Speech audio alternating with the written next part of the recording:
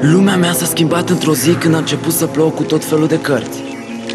La început păreau inofensive și cu câțiva alți puști am inventat un joc nou și interesant. Așa ne-am dat seama că acele cărți nu erau chiar cărți inofensive, purtau în ele puteri incredibile din altă lume.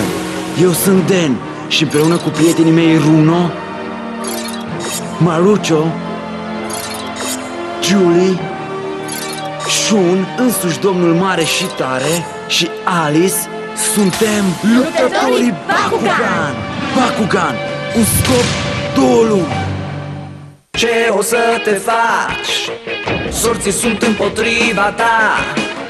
Ești cu spatele la zid de tot ce ai mai bun. E ultima înfruntare. Puterea e în tine. Se ciocnesc înăuntru tău. Să lupți pentru bine, să nu dispară tot, tot, tot. Este Bakugan. Luptătorii Bakugan în ultima baricadă.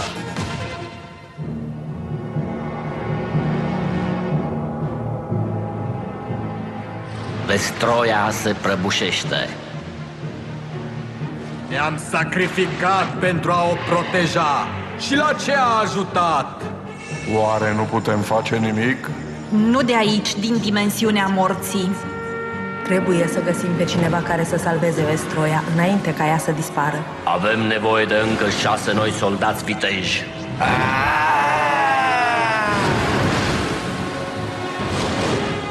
Nu!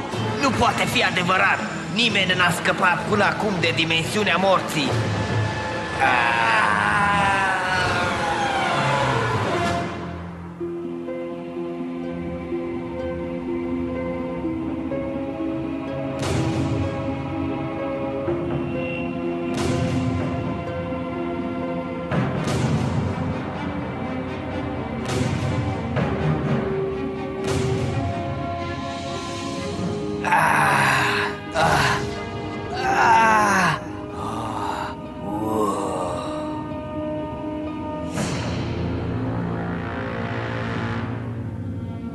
Cum a fost posibil să mi se întâmple așa ceva? Bine ai venit în lumea mea, Drago. Ha? Reaper! Dumnezeule, nu mă așteptam să te văd tocmai pe tine aici, prietene. Dar acum că ești aici, nu te aștepta la vreun tratament special. Sunt prins în capcană! Ce? Cred că doar mi s-a părut. Drago! Nu! Nu poate fi posibil! Drago! Dan? Drago! Drago! Daniel! Drago!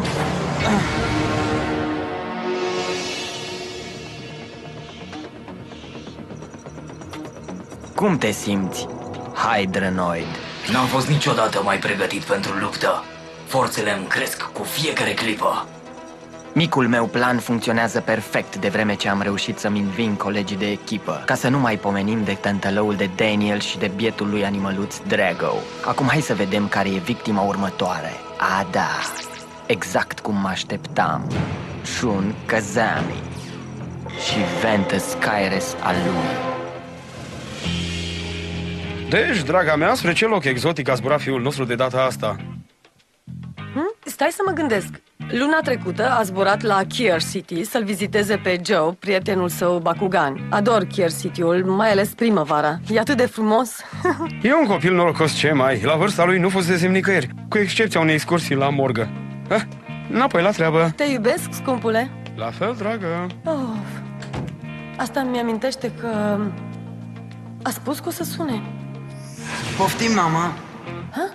Ți-am luat un mic cadou de ziua ta. Ai dreptate, eu uitasem. Pa! Te sun, mama! Oh. Dan. Drago! Dan! Drago! Nu! Bună dimineața, Shun. Bună, Skyres. Mamă, ce mai coșmar.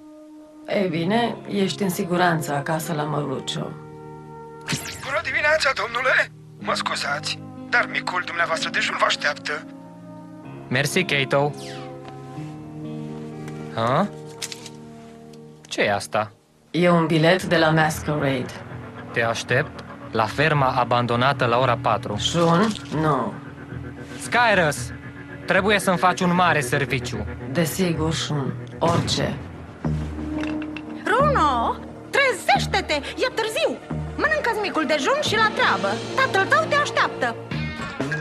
Bună dimineața, Alice. Ce ai pățit? Ți s-a stricat ceasul? Și ce se petrece exact între tine și Runo? Păi, ei bine... Da, e deschis. Bună dimineața! Bună dimineața și dumneavoastră, doamnă Cusă. Ha? Mă întrebam dacă Runo e acasă.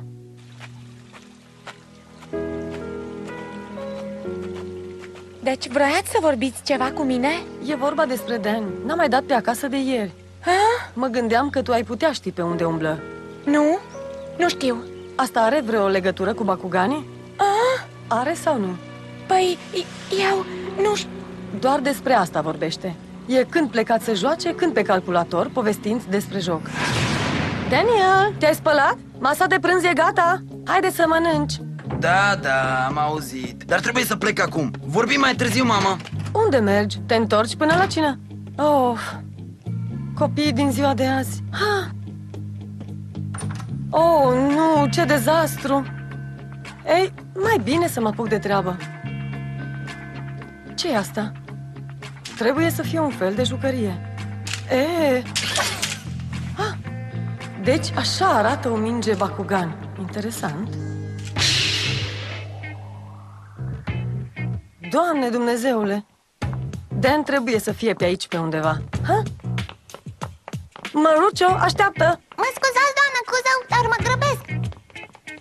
Mulțumesc că m-ați așteptat, băieți. În sfârșit i-am terminat.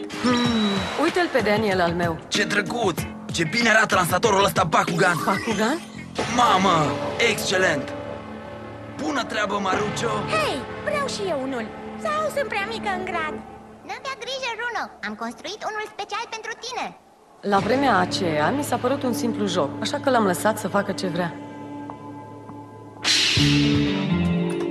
Chiar nu trebuie să-ți faci atâtea griji, Drago. Știm amândoi că Wyvern are miezul infinitului, așa că nu trebuie decât să așteptăm ca ceilalți Bakugan să evolueze.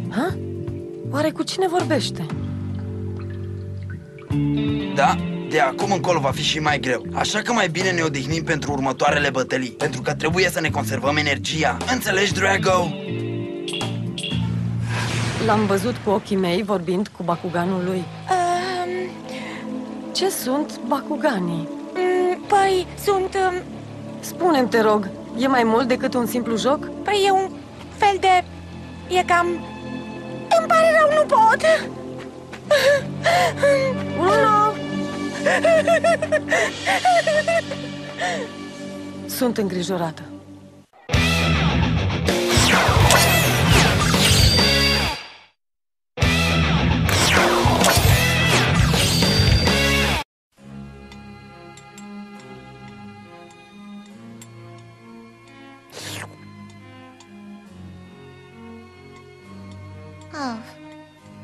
Ce-i cu voi așa, bătuți tovarăși? Transformați grimasa în zâmbet. Priviți partea bună a lucrurilor. Încă ne mai avem unul pe altul, nu? Nu cred că e cel mai bun moment pentru un discurs de încurajare. Nu trebuie să ne pierdem concentrarea. Doamne, ce s-a întâmplat? Nu e gustos micul dejun? E prea prăjită șunca, ouăle prea moi? Nu, Kato, totul e bine. Numai că pe noi ne preocupă altceva. Tu n-ai greșit cu nimic. Stați liniștit, nu sunt cine știe ce bucătar. Stăpâne, Alice și Runo sunt aici. Ați reușit! Ei, aveți vreo veste bună pentru noi? E adevărat ce am auzit? Dragul meu Dan e prins în dimensiunea morții pentru totdeauna? Da, și din nefericire, după calculele mele, nu putem face nimic. Propun să mergem cu dilema noastră la un adult responsabil. Bine, dar ce am spune? Mă scuzați, unul dintre prietenii noștri juca Bakugan când a fost atras în dimensiunea morții. Indiferent cu i-am povestit, ar crede că ne-am pierdut mințile. Da, ai dreptate, Joe. Dar trebuie. Exact. Știți? Mama lui Dan a trecut pe la restaurant dimineața. Spunea că vrea să vorbească cu Runo. M-a întrebat. Dacă Bakugan e doar un joc și atât. Toată lumea, urmați-mă. Oh, sună palpitant. Ador surprizele. Oh, sper că ai ceva interesant, surioară. Urăsc apa. Dacă mă văd, o să-mi apară o iritație oribilă. Se numește rugină, Preyes. Acum să lăsăm pe Skyre să ne spune ce are de spus. Spune, suntem numai urechi. Mulțumesc. V-am chemat aici să vă spun că Masquerade l-a provocat la luptă pe Shun. Vorbești serios? Asta e o veste mare. N-ar fi trebuit să o audă toată lumea? Nu sunt chiar atât de sigură. Skyrus, trebuie să-mi faci un mare serviciu. Da. Vreau să pierzi în lupta cu Masquerade. Ce vrei să spui? Trebuie să ajung în dimensiunea morții și să-l aduc pe Dan înapoi. Shun spune că trebuie să mergem numai noi doi și că nu pot sufla o vorbă despre asta. Nu pot să cred că Shan ar face una ca asta. E nebun! În comparație cu Shun, eu par mai sănătos la cap, înfricoșător. Spune că e singura noastră șansă de a-l salva pe Dan. Sunt îngrijorată. Am dat voie prea multor oameni să se amestece în dilema noastră. Ai dreptate, Skyres. E problema noastră.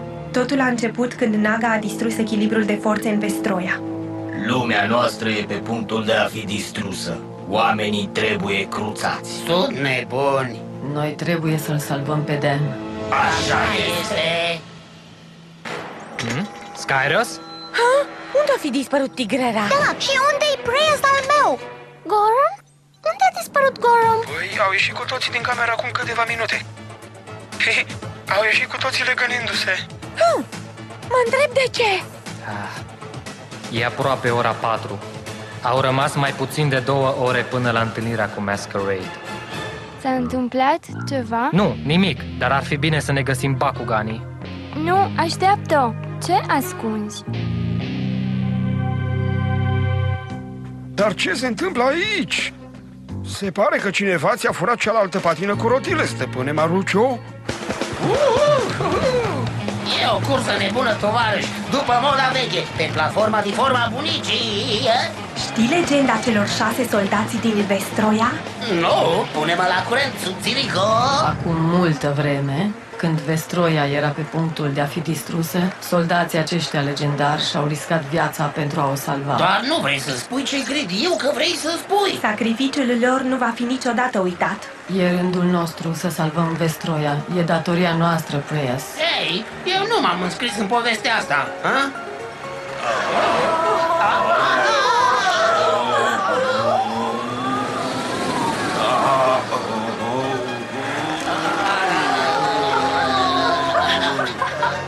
Nu prea mă simt bine.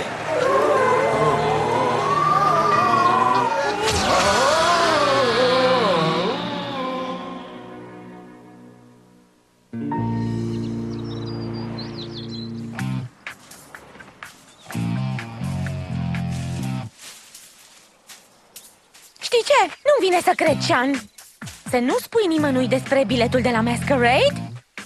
Parcă eram o echipă și parcă făceai și tu parte din ea. Termină! Poftim? Nu ești chiar așa de tare cum crezi. I-am găsit! Sunt aici, în iarbă! A văzut cineva numărul autobuzului ăluia? Runo, doamna mea, ce bine îmi pare să te văd! Îmi pare rău dacă v-am făcut să vă îngrijorați.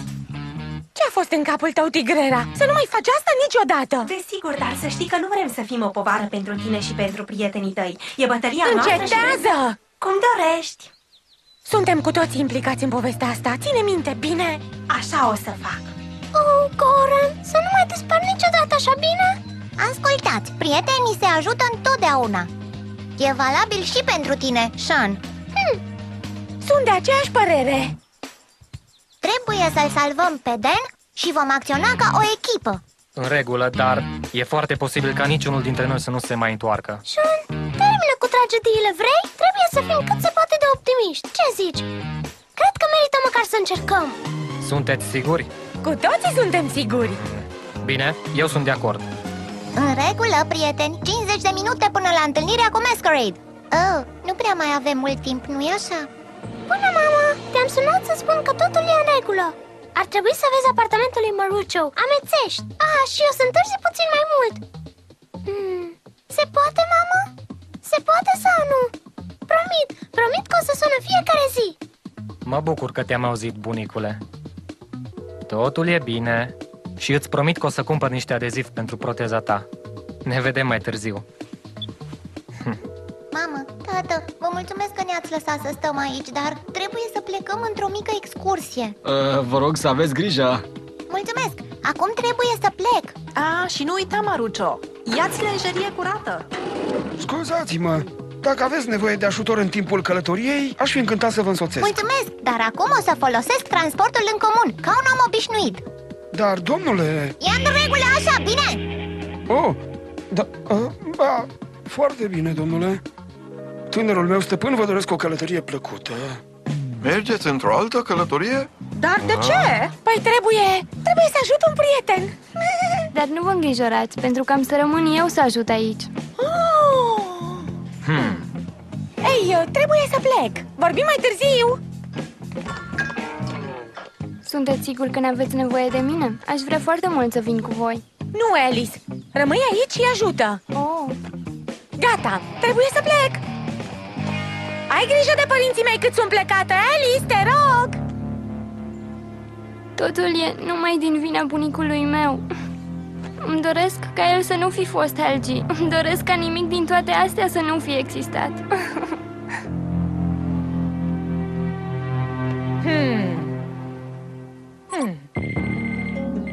Alo?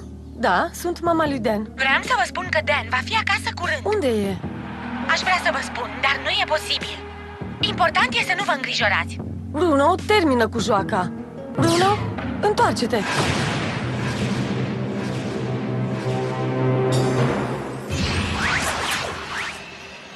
Sunt Masquerade. Iar eu sunt Shun. Ei bine, Sean, nu mi-amintesc să-i fi invitat pe micii tăi prieteni. Dacă vrei să știi, suntem o echipă. Și nu ne trebuie nicio nenorocită de invitație, Masquerade. Nu fi așa încrezut. Și dacă vrei să te joci cu toți luptătorii. Așa că hotărăște-te, intri sau sigura închisă?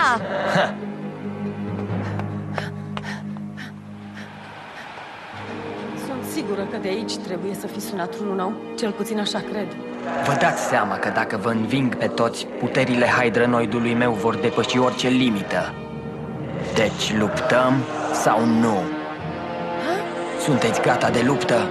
Da, să-i dăm drumul. Rezistă, Dan, venim după tine. Bruno! Când deschis!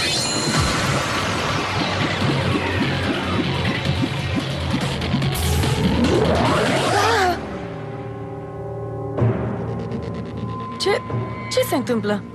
Hei, scuză-mă, unde au dispărut cu toții? Dimensiunea morții.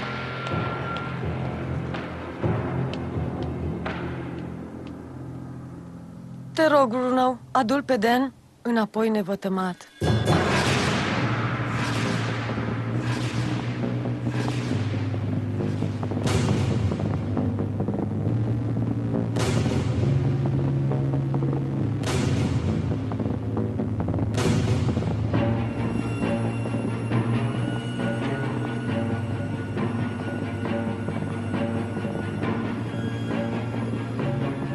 Dimensiunea morții. N-am văzut niciodată un loc asemănător. Înfiorător de-a dreptul. Da, n-am mai văzut un loc care să arate atât de pustit. Lumea asta are un miros îngrozitor. Lăsați mirosul! Doamne, trebuie să-l găsim pe Dan al meu rapid! Cea mai bună soluție pentru a-l găsi este să-l căutăm din aer. Perfect!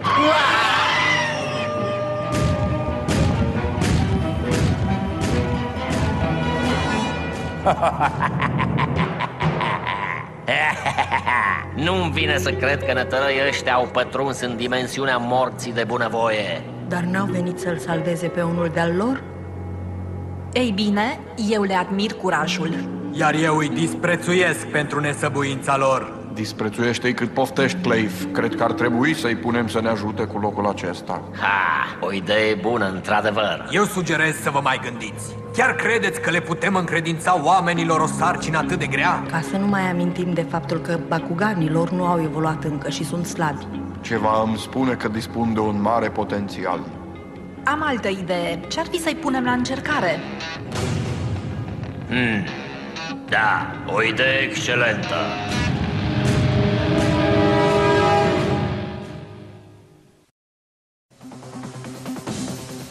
Dați-mi voie să mă prezint. Sunt Gorem, Bakuganul lui Julie. În următorul episod din Luptătorii Bakugan ne veți găsi tot în dimensiunea morții, unde încercăm să-i salvăm pe Dan și pe Drago și să-i readucem în lumea oamenilor. Mai întâi însă luptătorii vor fi supuși unor teste. Prima pe listă este Julie. Trebuie să-și folosească răbdarea și îndemânarea pentru a-l trece cu bine. Altfel riscă să rămână prinsă în dimensiunea morții pentru totdeauna. Asta veți vedea în următorul episod din Luptătorii Bakugan.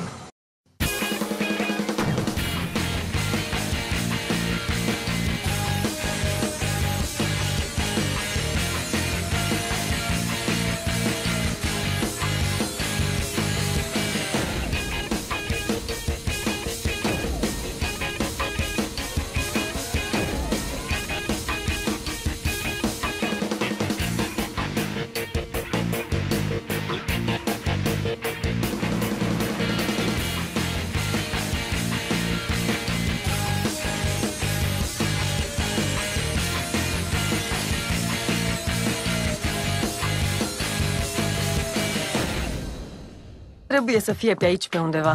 Ha? Marucho, așteaptă! Mă scuzați, doamnă Cuzău, dar mă grăbesc. Oh, mulțumesc că m-ați așteptat, băieți. În sfârșit i-am terminat. Uite-l pe Daniel al meu. Ce drăguț! Ce bine arată lansatorul ăsta Bakugan! Bakugan? Mamă! Excelent! Bună treabă, Marucho! Hei, vreau și eu unul. Sau sunt prea mică în grad? N-avea grijă, Runo. Am construit unul special pentru tine. La vremea aceea mi s-a părut un simplu joc, așa că l-am lăsat să facă ce vrea. Chiar nu trebuie să-ți faci atâtea griji, Drago. Știm amândoi că Waver n-are miezul infinitului, așa că nu trebuie decât să așteptăm ca ceilalți Bakugan să evolueze. Ha? Oare cu cine vorbește? Da, de acum încolo va fi și mai greu. Așa că mai bine ne odihnim pentru următoarele bătălii, pentru că trebuie să ne conservăm energia. Înțelegi, Drago? L-am văzut cu ochii mei vorbind cu Bakuganul lui. Ce sunt Bakuganii? Păi, sunt... Spune-mi, te rog, e mai mult decât un simplu joc? Păi e un fel de... e cam... Îmi pare rău, nu pot! Uno! Sunt îngrijorată.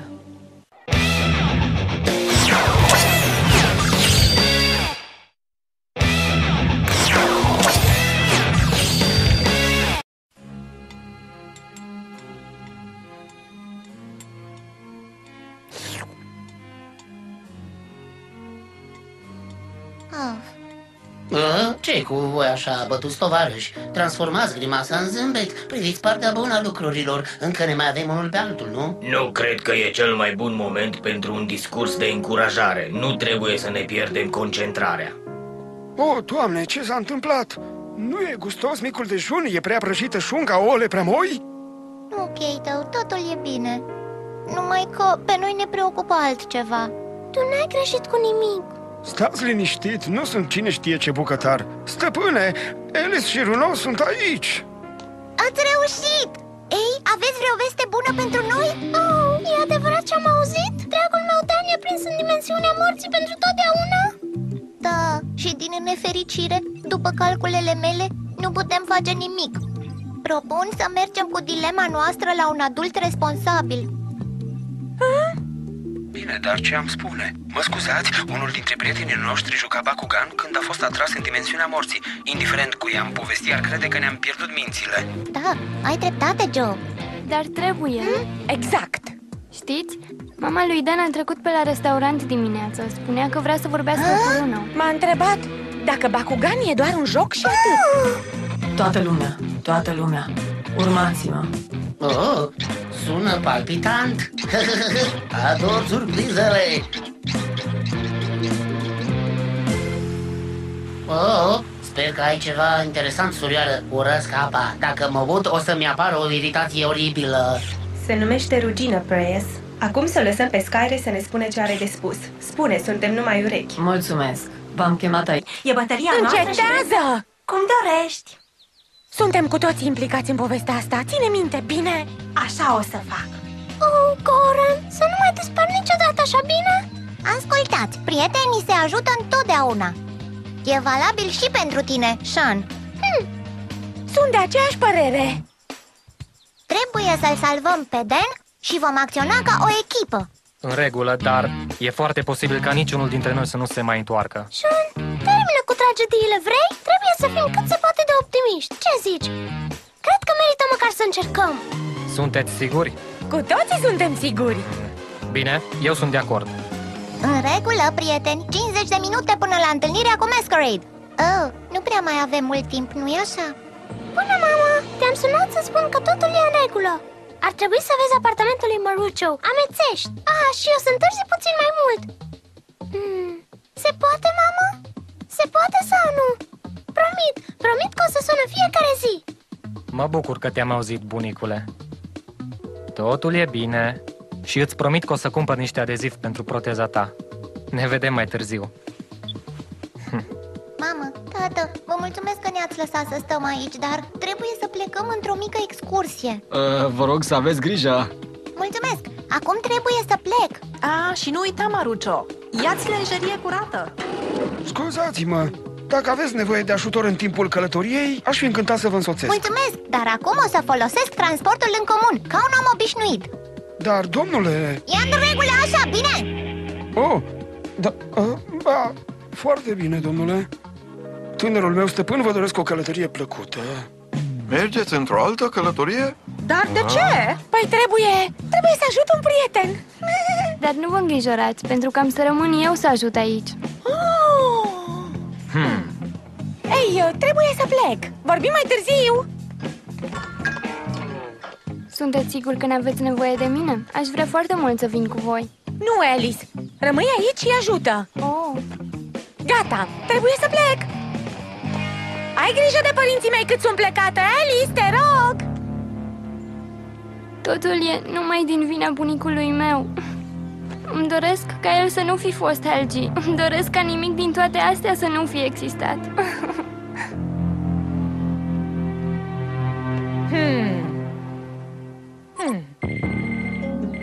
Alo? Da, sunt mama lui Dan. Vreau să vă spun că Dan va fi acasă curând. Unde e? Aș vrea să vă spun, dar nu e posibil. Important e să nu vă îngrijorați. Bruno, termină cu joaca. Bruno, întoarce-te.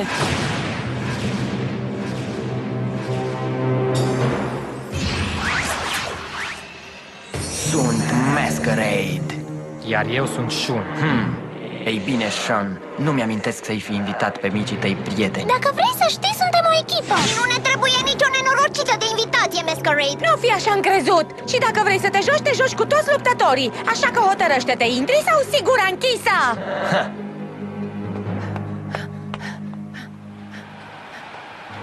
Sunt sigură că de aici trebuie să fi sunat unul nou. Cel puțin așa cred. Vă dați seama că îmi cresc cu fiecare clipă. Micul meu plan funcționează perfect de vreme ce am reușit să-mi înving colegii de echipă. Ca să nu mai pomenim de tântălăul de Daniel și de bietul lui animăluț Drago. Acum hai să vedem care e victima următoare. Da, exact cum mă așteptam. Shun Kazami și Ventus Skyres al lui. Deci, draga mea, spre ce loc exotic a zburat fiul nostru de data asta? Stai să mă gândesc. Luna trecută a zburat la Kier City să-l viziteze pe Joe, prietenul său Bakugan. Ador Kier City-ul, mai ales primăvara. E atât de frumos. E un copil norocos, ce mai. La vârsta lui nu fusese nicăieri, cu excepția unei excursii la morgă. Înapoi la treabă. Te iubesc, scumpule. La fel, dragă. Asta mi amintește că a spus că o să sune. Poftim, mama.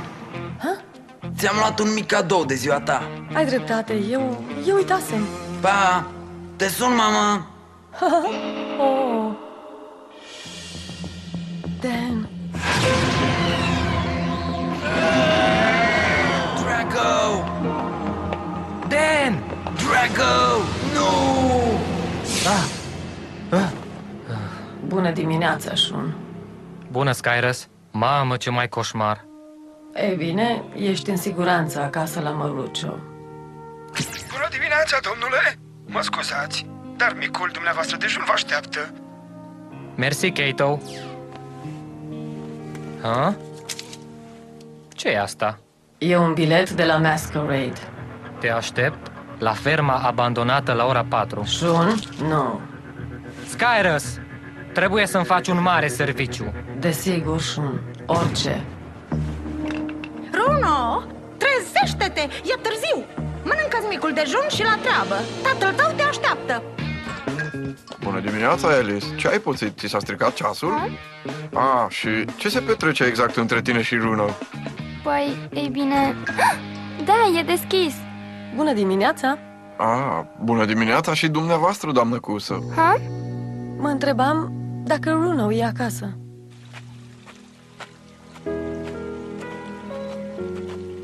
Deci vroiați să vorbiți ceva cu mine? E vorba despre Dan. N-am mai dat pe acasă de ieri. Ha? Mă gândeam că tu ai putea ști pe unde umblă. Nu, nu știu. Asta are vreo legătură cu Bakuganii?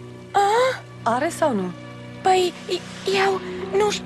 Doar despre asta vorbește. E când plecați să joace, când pe calculator, povestind despre joc. Daniel, te-ai spălat? Masa de prânz e gata. Haide să mănânci. Da, am auzit. Dar trebuie să plec acum. Vorbim mai târziu, mama. Unde mergi? Te întorci până la cină? Oh, copiii din ziua de azi. Ha. Oh, nu, ce dezastru. Ei, mai bine să mă apuc de treabă. Ce-i asta? Trebuie să fie un fel de jucărie. Deci așa arată o minge Bakugan. Interesant. Doamne Dumnezeule! Lumea mea s-a schimbat într-o zi când a început să plouă cu tot felul de cărți.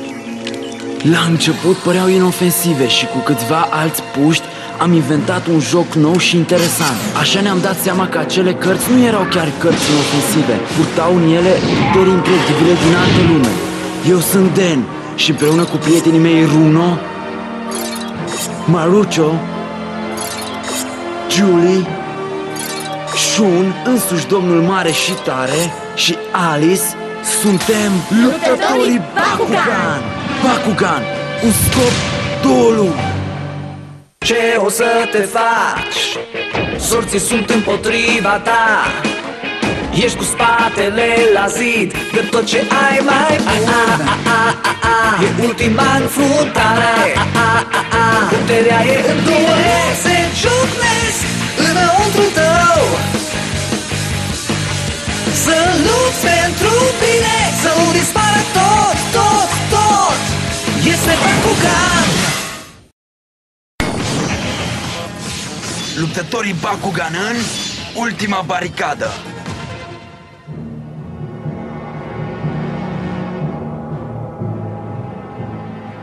Vestroia se prăbușește. Ne-am sacrificat pentru a o proteja. Și la ce a ajutat? Oare nu putem face nimic? Nu de aici, din dimensiunea morții. Trebuie să găsim pe cineva care să salveze Vestroia înainte ca ea să dispară. Avem nevoie de încă 6 noi soldați viteji.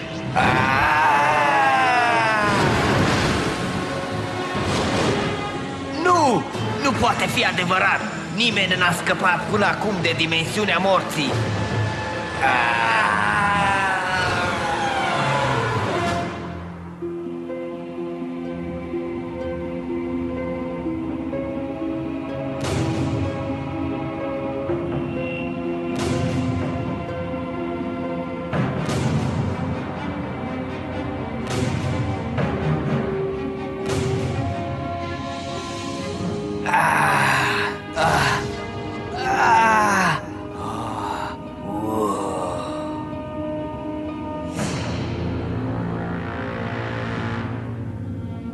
Cum a fost posibil să mi se întâmple așa ceva? Bine ai venit în lumea mea, Drago. Ha? Reaper! Dumnezeule, nu mă așteptam să te văd tocmai pe tine aici, prietene. Dar acum că ești aici, nu te aștepta la vreun tratament special. Sunt prins în capcană! Ce? Ha? Cred că doar mi s-a părut. Drago! Nu! Nu poate fi posibil! Drago! Dan? Drago! Drago! Daniel! Drago!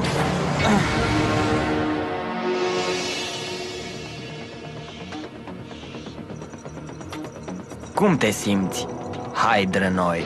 N-am fost niciodată mai pregătit pentru luptă. Forțele... Aici să vă spun că Masquerade l-a provocat la luptă pe Shun. Vorbești serios?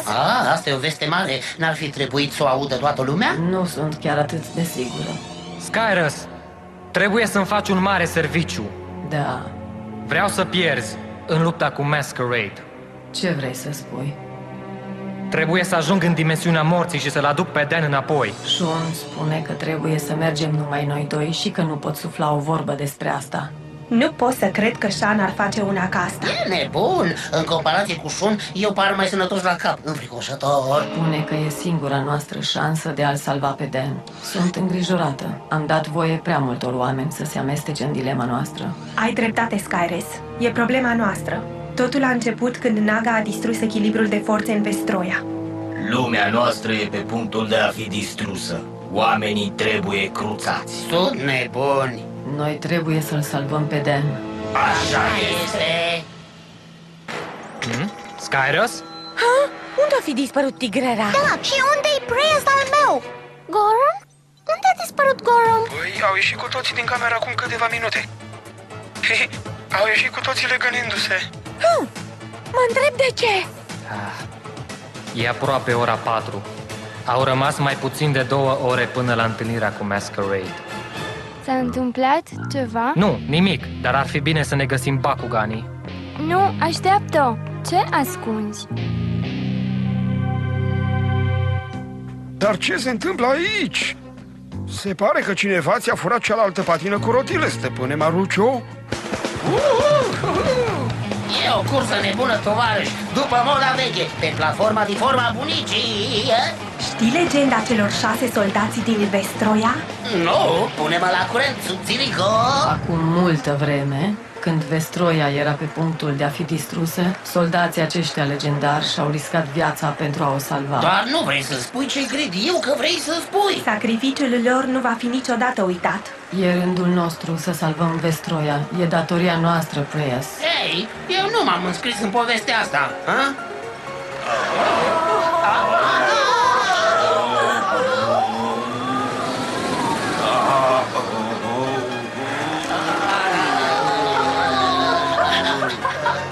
Nu prea mă simt bine.